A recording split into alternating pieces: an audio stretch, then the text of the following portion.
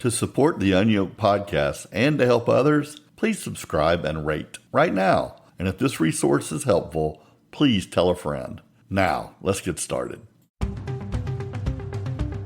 The UnYoked Podcast, navigating the pain, process, and possibilities after a Christian divorce.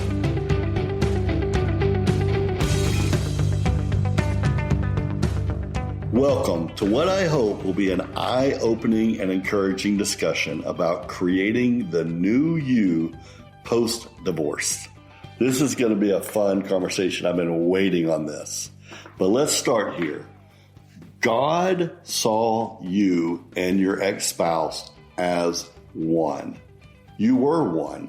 You were two, you became one, and now you're back to one again. Now, you're crazy if you think that happens easily. It takes time.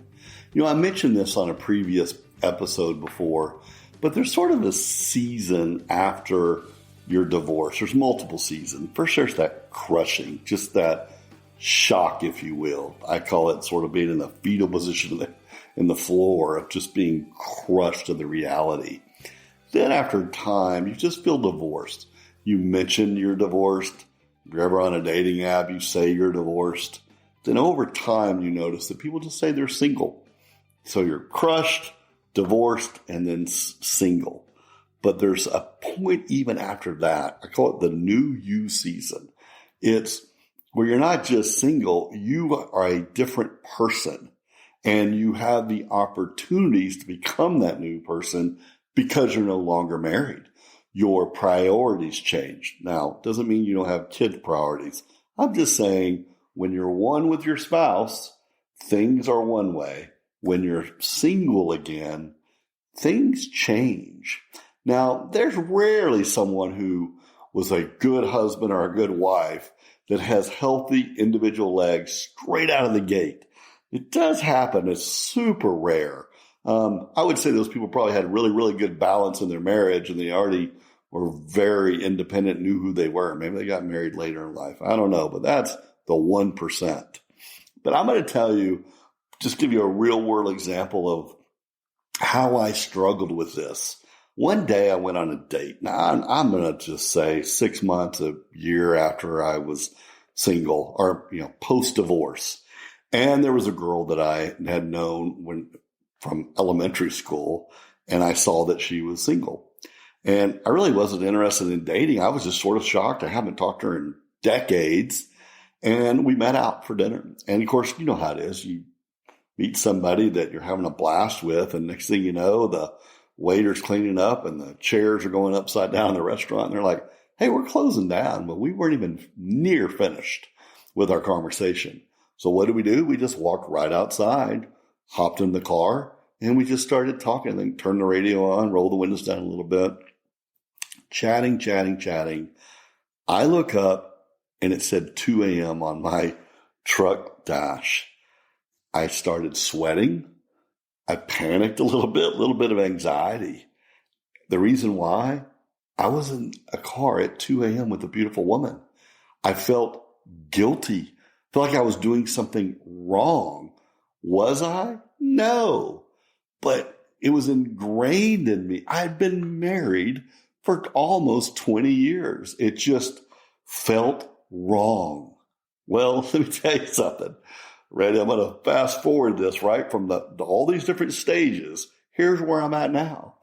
I took a vacation in another state and went to a restaurant, had a bar in it. We were just sitting there talking. The person behind the bar was so friendly and nice. We started talking. Well, next thing you know, the chairs all start going up. I'm going to make a long story short. I was up till 3 a.m. with the owner, the bartender, and a waitress singing songs with a ukulele out on the patio of the restaurant till 3 a.m. I didn't feel guilty one bit. I didn't even think about it. Matter of fact, I sort of loved my lifestyle as an empty nester, single person that I just can do what I want when I want. I don't have to think about it. No one's at home wondering where I am. And I just really enjoyed the moment. I thought about how far I had come in 5 years. I thought about how far I've come from feeling guilty into being an opportunist of looking for situations that are fun and neat and things I can say yes to. But it took me a long time to get there. While unyoking, we all navigate this differently. We all have different various personalities, hurts, maturity levels, etc. And sometimes we're swinging the pendulum from our ex, right? If they were a certain way, we come into our singleness trying to fight that. If they were couch potatoes, we want to go jump out of an airplane. If they were outgoing and we don't like, so sometimes we become recluse. But what a great opportunity. You can fight the pendulum swing to reset yourself. And better than just going back to who you were before marriage, that's one of the baby steps. It's a great opportunity in your singleness to move forward faster than you maybe ever would have when you were married. It is a great opportunity. So you can start over, but now you're wiser. You have more life experiences. You know things about yourself. Sometimes you have to unlearn a lot. You're alone and you come in with a lot of these habits and they don't necessarily have to be there. And it takes time to realize what behaviors you had that were birthed, if you will, of that relationship. And that relationship is gone. And you realize, I really don't like doing that. Or I only like doing that when there's two of us, not when I'm alone. So let's say you sort of binged or swung the pendulum after your divorce. Well, one of the problems is for us Americans is it's so easy to get on social media and trying to find your center, your lighthouse. We live in an American hustle culture, and social media shows us what beauty looks like and what success looks like. And with what I do for a living, anytime I get online, the algorithms already know. I try to get sold every book, every course, every conference to get ahead and to be successful. And sometimes we as Christians see God's blessing with our success. Not true at all. That's another topic for another day. But we are sort of given a lighthouse to row to that's not necessarily a healthy lighthouse to go to at all. There's a funny wives' tale joke. It's about a businessman who was out, at the beach, and he saw this old fisherman just pull his boat up, cleaning his nets. The rich American guy just walked up to him. He goes, "Hey, is this your boat?" And he goes, "Yeah." And they got a little talk, and he goes, "What you ought to do is buy another boat. And then you should, maybe hire another guy and pay him less, and you'll double your profits. And then maybe another day you take that profit and buy another boat, and you can have a fleet, and then you'd have all this money. And man, think about how great it is." And the guy looked at him and goes, "Well, then what would I do?" And he goes, "Well, you'll take all that money and just do whatever you want." He goes, "Well, what do you like to do?" And he goes, "I like to fish." It's like, I'm already living a great life. I don't have to hustle. And we sometimes, as Americans, and sometimes even in our Christian culture, we're looking for success. And that's not necessarily where we need to aim. Other problem that we have, and it's a phrase I stole. I read this somewhere. It says, "Porn ruined men and Instagram ruined women." Social media puts pressure to show we have it all together and that we're living our best lives. It's just comical. We live in an age where reality is shown one way, and it's a false reality, and it's actually very, very dangerous. And we need to not swim to those lighthouses when we're trying to get our legs. Here's another thing, our spiritual health. Now, some of us were really hurt by our spouses in the church, and sometimes those stories really blend together. But don't confuse your relationship with your church or the people in your church with your spiritual health. Spending time in God's word and praying is huge. Though you may have, once again, pain in your churches due to your brothers and sisters, but don't confuse that with your spiritual health and relationship with the Lord. That needs to stay strong before you start heading anywhere. You've got to have good, healthy lenses on yourself before you row anywhere. And you've got to do that by having a firm foundation with your relationship and your spiritual health. Don't worry about your financial and your physical until your spiritual is in check. Now, speaking of physical, there's a great book. It's called The Body Keeps Score. It's a bestseller, so many of you may have heard of it. But it's so true that with trauma and with big things in your life, sometimes we're exhausted, eternally exhausted.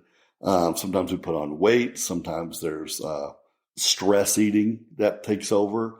But our bodies, there are true chemical imbalances that happen with stress. And there's a little phrase I like to use. You can't run a marathon, then take a nap. All the energy it takes to run a marathon cannot be fixed with a 30-minute nap. And many of you have gone through serious, exhaustive trauma in your life. And this idea that when the sheet of paper is signed, it's all fixed. It's not true. Some of you need a season to breathe, to rest. And what happens is we all aren't able to because of finances. We have jobs. We have kids that we have to take care of. We're forced into dealing with realities. But going out on dates and trying to just go get in shape so you can find your next boyfriend or girlfriend is not super healthy sometimes. Breathing, a season of breathing and resting is really good for you. You've got the whole rest of your life to become the new you. But some of you aren't ready, and some people jump too fast, too quickly, too deep in, and you just weren't ready for even to find your success. Once again, balance. Sometimes we sprint to a solution, sprint to a feeling, but yo-yoing is not healthy. You just literally unyoked from your spouse, and now you're all alone. And then you think, oh, well, I'm all alone. Therefore, I'm going to run this way right now. It's not good. That yo-yoing is not good. Center yourself, take time, breathe, rest. Now, some people's motivation post-divorce is to get a new mate. It's not sometimes front and center for everybody. Sometimes it's in the back. Sometimes it's in the front. Is you're trying to become. Let's take a quick break. Are you facing the challenging crossroads of divorce? I bet you know someone who is. Well, now there's a resource for your shelf. Maybe for you, maybe for a friend. UnYoked Choices, the Christian Handbook for Divorce Decisions. A book for those in need. Buy one for you or for a friend. Navigate the divorce decision and the execution of unyoking with wisdom, strength, and confidence. Available now in paperback and Kindle, only $8.99. Order your copy today. Visit toddturner.com/books. UnYoked Choices, because these decisions matter. A attractive person to someone else. But here's the deal. The best way to get somebody amazing is to have the best you. The best you attracts the next person. So don't just try to pretend to be a new you. Actually be a new you. Take time. That does not happen overnight at all. One of the first steps that I tell people to do, besides keeping your relationship with the Lord healthy, is counseling. Now, I knew nothing about counseling at all. I probably secretly rolled my eyes to it a little bit. During my marriage crisis, I jumped face first into the deep end in counseling. And now I'm on this side of divorce. I maintain my counseling. It is so therapeutic, so good. I encourage everyone to do it. But not only do I do counseling couch sessions, I've actually spent time with Celebrate Recovery. I've been in church divorce groups. I've been in something called freedom groups in my church. And all these were just great birds of a feather, people that are going through things. And at least I can relate with them. We talk a lot about people who haven't been divorced really don't know how to counsel those of us who have. Well, jumping into professional counseling or groups built for that can be really helpful. I would just tell you, be a little careful. I knew better than to get into certain divorce groups because sometimes you come in early, everyone's bitter, everyone's hurt. There's a lot of venom flying around as people sort of are navigating. They're in that fetal position. And if you're past that, it's sort of bad to go back through it. I've actually had someone break up with me years and years ago. They were so much further down living their life that they could hear my pain. They could hear where I was because they're so much further. And I would say a lot of us along our journey can look at people who are not as far along as we are, and we can smell them out. And so, yeah, find your group accordingly. But it's really good to have someone to talk to and not keep those feelings inside. You just don't grow from that internal conversation. Remember the phrase that I stole, and that is, thoughts disentangle themselves over the lips and through the fingertips. When you talk, when you write, all that jumble stuff becomes clear, or you can hear your hypocrisy, or you can say, yeah, that's right. That's a solid thought. I said it out loud. I said it in front of other people. They heard me. They spoke back into me. Get into counseling. Get into some good, healthy groups. First step. Now, this one's really interesting because now not all of you listening have my journey, but my unyoking came about the time of empty nesting, or at least in that late season of juniors and seniors in high school, and people have cars and they're very busy and they're always gone. And so my free time was already increasing, mixed with unyoking. So I had a lot of time. And one of the things that you can do, well, when you're in that little crushing area, sometimes it's Netflixing, it's taking naps. But as I got out of that, I really got into hobbies. And there is healing power in hobbies, giving your mind something to do, giving your body something to do, and giving yourself something to think of and plan of, I need to go to the store to do that. Hobbies take a lot of time and energy, and they can be really healthy. Finding maybe a hobby that you like before you were married and rebirthing those things, or starting fresh. Like, I've never played pickleball before, but now I do, right? There's really power into that. All right, the next one is what I call therapeutic hobbies. Things that are really good for you. Meaning, if you build cars or collect comic books, that's a hobby.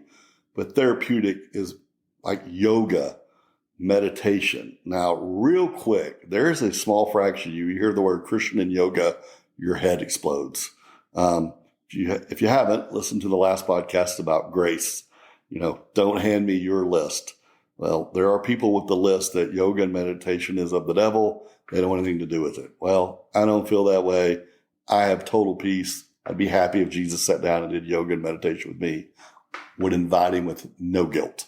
So for those of you, just hold that thought. For the rest of us, this has been so good for me, especially living in a busy world. There's always something to do, always something going on. I did CrossFit for a while. I never ran. I hate running. But this has just been a great way to sit. Now, I can pray. I can think. I can be thankful. There's a lot to do with meditation and yoga. Once again, I don't need to know the spiritual part of it. Just literally, let me stretch my back and my hamstrings and get in these poses. Go to yoga class, meet people. It's just been so good for me. So much so that when my kids started moving out of the house, I literally turned my son's room into a yoga meditation room. You open the door and there is a, salt lamp, and there is a little fountain, and there's a little plant, and there's a circular rug on the ground and a little meditation pad that I just sort of sit Indian style with, if you will. I'm sure there's a name for that. Don't know what it is. and I'll just turn on a little humming music to just drown things out.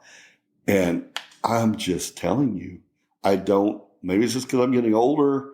I don't know. I just will say, consider this exercise of being quiet. In the culture we live in, we've lost the art. And, I'm going to get into the weeds here.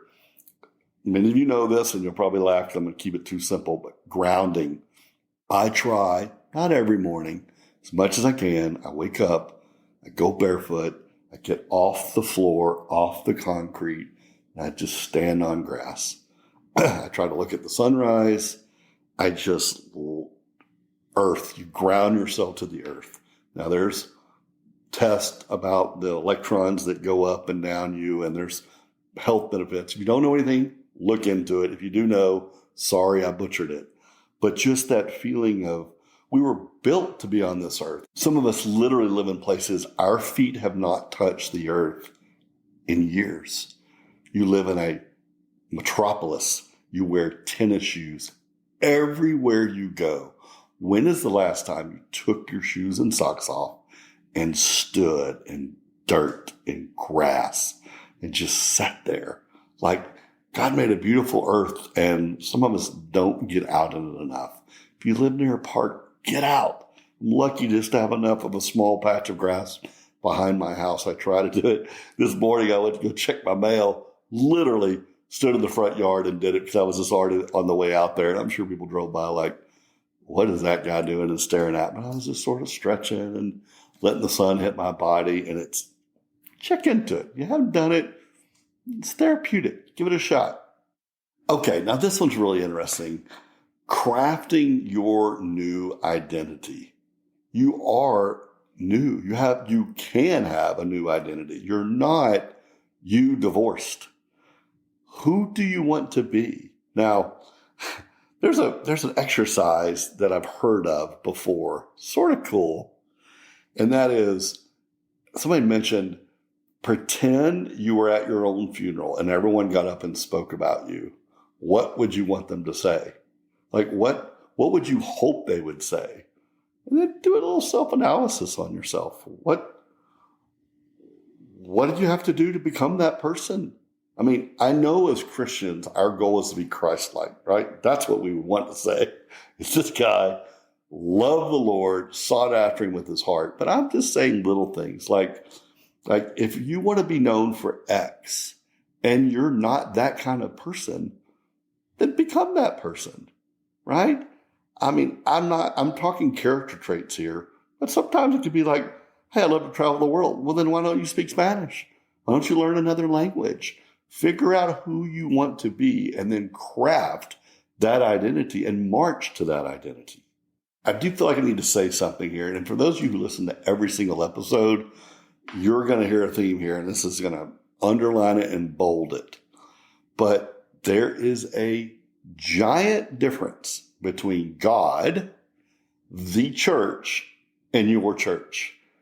Sometimes, not all the time, many times, the church keeps you busy, begging you to volunteer, and you want to be you are a people pleaser who is trying to just serve in the local church and keep the church rolling.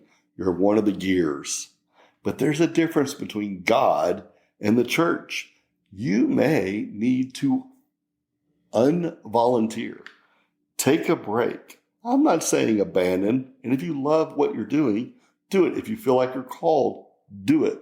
I'm just saying sometimes in our healing, we need to take pauses in seasons. And once again, I'm giving you permission to take a season away from something that may be taking a lot of your energy and maybe needlessly. All right, now here's another practical thing. I'm going to personalize this. Walking. I have been walking so much. I'd love to know how many miles I've walked since my divorce. I used to walk 3 to 5 miles a day. I'd walk in the morning, walk in the evening. But vitamin D, getting out is wonderful. Walking on a treadmill, secondary for me. I love being outside. None of you live somewhere where you can. but just moving, getting out, fresh air, sunshine, sometimes walking with a friend, conversations. It's also a great place to do double duty. Read your Bible, listen to your Bible when you're walking, find your favorite podcast, kill two birds with one stone. I sometimes make my phone calls during walks or backwards. When I get a phone call, I'll just take a walk. I'll just put on my shoes and walk. I actually think better, my personality type. I think better, and I'm more creative when I'm moving. You don't have to go to a gym. You don't. To get in shape, to stay in shape, yoga, stretching, walking. There is some advantages for those of you who hate gyms or a personal trainer, is that accountability. Like when somebody's going to knock on your door to come work out with you, if somebody's going to wake up and be somewhere and you're not there, there is some real advantages for that accountability. Maybe you need that, but maybe not. All right, listen, you can tell I'm a dad bod.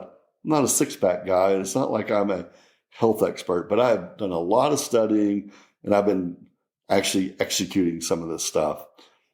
I know we all know we're supposed to drink a lot of water. I've done a lot of research on drinking salt water.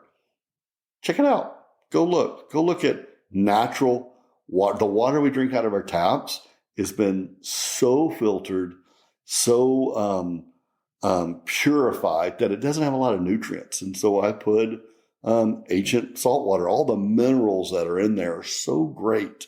Keep some in your house. Put some salt water on there. This is really good for you. Eat real food. That's another thing I've learned. I don't know, many of you are laughing because you're like, yeah, I already know this. But a lot of you don't. Walk into a grocery store. Look, everything that's not on the edges is all fake food. Everything. If it's in a box, if it has chemicals, if it's in jars, it's fake. It's not even real. Buy your food from the edges. Eat real food. Here's another thing. It has nothing to do with nutrition. Read. Read a lot. Study. Read for enjoyment. But read. In a day where we just turn on the TV and we numb, or we go to movies, I'm not saying I watch tons of movies, but reading is so good for your brain. It expands your mind. And your mind, once expanded, can't regain its original dimensions. Put information in. Read. Buy books. Where I live, we have a place called Half Price Books. I don't even know if that's a national chain or not, but it's cheap. There's no reason to spend a lot of money to read. I walk in there probably every month or two. I walk out with a pile of books under my arms. I don't spend $20, $30. Read a lot. And don't just Netflix. Don't just sit. And if you catch yourself doing it, work out. Do squats. Do something. Move. This sounds crazy for some of you, but I know some of you listening need motivation. You need a lighthouse to row to, and I'm trying to give you one because sometimes you're just existing and you're not going to be your new you without some healthy habits. So in our desire to get the new you, we've been talking about a lot of good things to do, and let's talk a little bit about what we don't want to do. The Netflix, the sitting, and just coming home exhausted from your day and just being numbed, entertained. Not good. We live life sometimes of numbing or that dopamine rush. It happens with pornography. It happens with a lot of things that we do in our life that, once again, swiping and have someone match with us or being in these conversations, knowing someone's interested in you. Don't look for the dopamine high and don't numb. They're not good for you. And if you catch yourself doing it or you're in a cycle of it, get help. It's hard to beat by yourself. First, you have to acknowledge it. Then you got to beat it. But don't live that life of the dopamine rush or that numbing. It's so easy to do and people are addicted. It affects your life way more than you think it does. Also, don't be eternally bitter. I mean, it's okay to have seasons of sadness, but I know some people had this idea of like, well, life threw me a bad curveball and now I'm doomed, but I'm existing. I actually ran into a girl's profile, and literally, your profile is where you're supposed to be talking about, here's who I am, here's what I'm looking for. She literally put, life threw me a curveball I didn't want. Let's just go make the best of it. Like, that was her profile. I thought, well, why would I want to swipe on this person? Like, why would I be interested in somebody who's just mad and bitter and just thinks, let's all just live with plan C and let's just march to our grave slowly. Don't be that person. Don't be eternally bitter. Go listen to the episode on grace. Go look on the same episode talks about forgiveness. And when you learn to give grace, it'll eliminate some of the bitter thinking in your life. We do live in a broken world, but God gives us grace. And this world is ours. He gave it to us. Have fun. Travel. Make plans. Try to be the best you can be. God encourages that. Now, it's really interesting. I've had a lot of conversations about traveling. It's not as simple as men have it easy, women have it harder, though I believe that is true. But I know plenty of women who travel all the time. They don't blink an eye of where they go or when they go. They just go. And there's other women that I've talked to that are very hesitant. They would never travel alone. And there are certain places they would never go. And I think it's some bit of a personality issue. It's not just men have it this way and women have it this way. But there are challenges and there are probably some prudency. But find a partner if you can. Find another group of girls. I mean, me and some of my co-ed, we go co-ed. We rented a big house in Central Texas and went. And there was probably 4 girls or guys and 4 girls and 4 guys. And we went, we all traveled together. We all had our own bedrooms. And it was no big deal. Like, once again, if you don't like that, don't hand me your list. But it was wonderful. And you can do it too. Get out. And the other thing is too, as I learned to have my legs as a single person, your circle gets tight. Your friend groups get smaller. And family is everything. It is everything. And I do feel sorry for those of you who maybe lost your family or don't have an extended family. I'm blessed that I do. But it's so much easier to decide what to do and how to spend your energy in life when you have someone or some ones to pour into. Family is absolutely everything. And once again, my friend group has shrunk. I do something, I don't know if anybody else does this. It's probably 1,000 people do, but I know who my friends are. Like, when I say I know who they are, I can not only count them, and I not only think about them, and they not only occupy my time, but they literally are in my office. I take a picture with me and my best friends, and I put them in a gold frame, and they sit in my office. Some of them have multiple people in a picture, but I'd say there's 8 to 10 frames in there. Some of those have more than one person. But they're my ride and dies. They're the people that I care about. They're the people who inspire me. They're the people that, if I need anything, they're there for me. Some live nearby. Some live in other states. A couple of them actually live overseas. And I keep that as a reminder of who I live for, who I will do anything for. And it puts a smile on my face. Every day I walk in my office, first thing I see, there are my 10 friends. And I have my family, obviously, in there as well. Another thing I like to encourage you on is something I started doing probably a year or 2 ago. I actually had some really good people in my life who do something like this, and they really inspired me.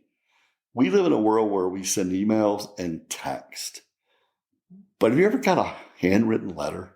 When somebody writes you, they took the time to write you a real letter, maybe put it in an envelope and mail it to you, and you open the mailbox and it's not junk mail. Somebody wrote you a letter. You're going to read that. Before the bills, before anything, you're going to read that letter. And then you think, who took the time to write me a letter?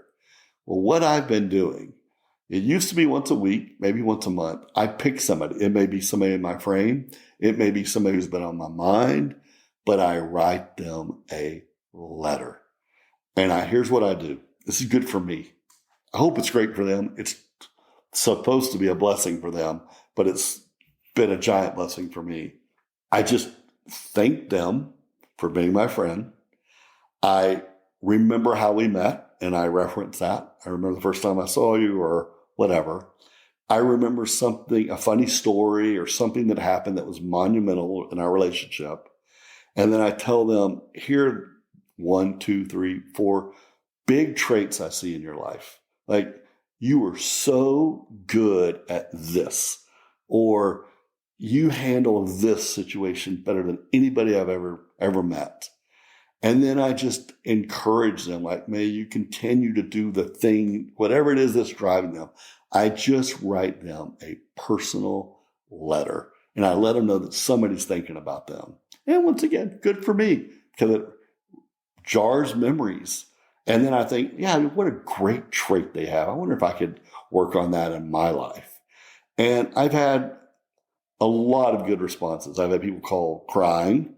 I've had people say, you wouldn't believe how well timed this was. I was literally trying to make a decision and praying, and your letter literally swung me to the decision I was going to make. I've only had 2 people not respond. Out of all the ones I've done, only 2 people. They probably thought, what's this guy writing me a letter for? I was weird, but whatever. So they didn't respond. Everybody else has, very favorably, and some have been in tears, right? Now then, sometimes you need motivation. I used to think it was weird when people put like 3x5 cards on their, my mom was notorious for 3x5 cards, little post-it notes all around the house. Drove me nuts. Open the refrigerator, wherever you went, there was post-it notes. I think you need it for memory. But I've learned to love the thing you hang on the refrigerator by your bathroom sink. Hang that phrase, hang that picture. Be motivated. If you want to go to Bora Bora, put a picture of Bora Bora. If you want to look a certain way or grow your hair out a certain way or name it, live somewhere, hang your picture, hang the phrase, hang the picture, be motivated. I'll tell you what mine is. I probably have multiple ones, but I have right by my sink, if you listen to this podcast, you've heard this story.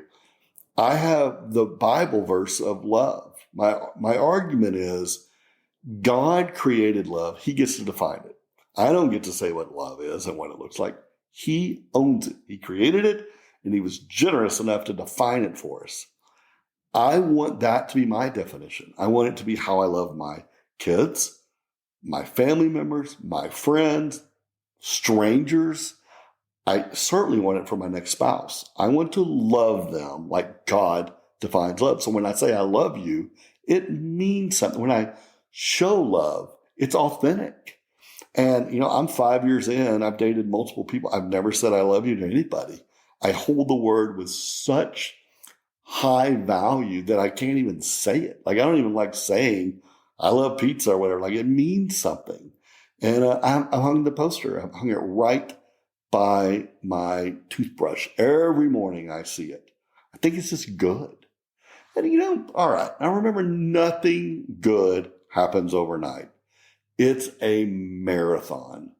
Grow slowly, but start today. Start today. If you're in that crawl or you're jogging and it's time to run, but work on a new you. It's okay that you didn't start the day you signed the divorce papers. You weren't supposed to. But find that new you, the better you, the you 2.0, not back to what I was before I was divorced, back when I was single.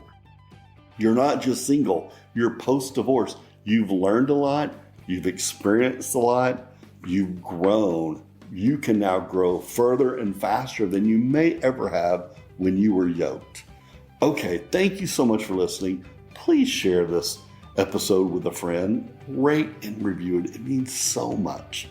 And of course, as you know, always you can visit toddturner.com/divorce for more important resources.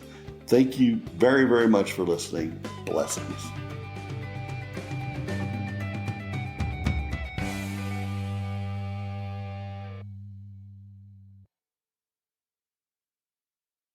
Thank you for listening to the UnYoked Podcast with me, Todd Turner. This was originally planned to be a limited 17-episode podcast navigating the major milestones after a divorce. Well, the feedback and needs were too great. And now I'm going to dive deeper into each episode, but with a female co-host. We are excited to help further the conversations into divorce recovery and gaining healthy, single legs as a Christian. But would you do us a favor as we prepare our topics and episodes? Please go to toddturner.com/contact and give us feedback on the podcast, specific episodes, topics you wish were addressed. We would love to hear from you. Then, after that, please rate and review this podcast. You might not know how important that is to help grow the popularity and the reach of this resource for thousands of people who need it and don't even know it exists. Rate, subscribe, share, all of it. But let's start with go to toddturner.com/contact and let me hear from you. I read every single email that comes in. Blessing.